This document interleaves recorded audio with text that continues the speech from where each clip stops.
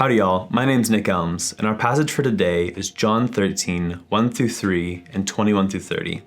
We'll be focusing in on 21 through 30, so if you'll read along with me. After he had said this, Jesus was troubled in spirit and testified, "Very truly, I tell you, one of you is going to betray me." His disciples stared at one another, at a loss to know which of them he meant. One of them, the disciple whom Jesus loved, was reclining next to him. Simon Peter motioned to this disciple and said, "Ask him which one he means." Leaning back against Jesus, he asked him, "Lord, who is it?" Jesus answered, "It is the one to whom I will give this piece of bread when I have dipped it in the dish." Then dipping the piece of bread, he gave it to Judas, the son of Simon Iscariot. As soon as Judas had took the bread, Satan entered into him. Jesus told him, "What you are about to do, do quickly." But no one at the meal understood why Jesus had said this to him. Since Judas was in charge of the money, some thought it was for the festival or to give something to the poor. As soon as Judas had taken the bread, he went out, and it was night.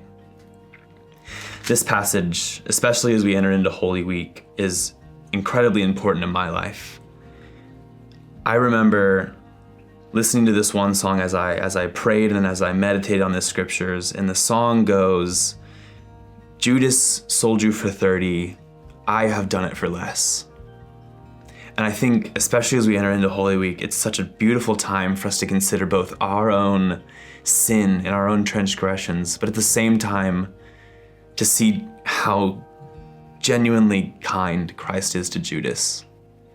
Not calling him out, but sending him out knowing that he's going to betray him. It makes me think of the prodigal son.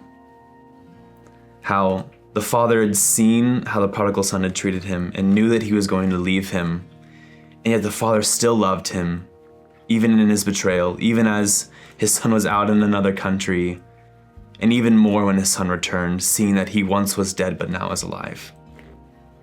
So as y'all meditate on the scriptures, I think this can be such a beautiful time for us to just pray, not only think of the ways in which we have failed the Lord, but the ways in which he has redeemed each and every one of those.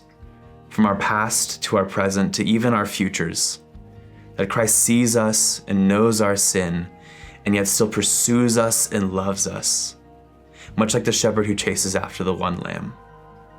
Thank you, church family.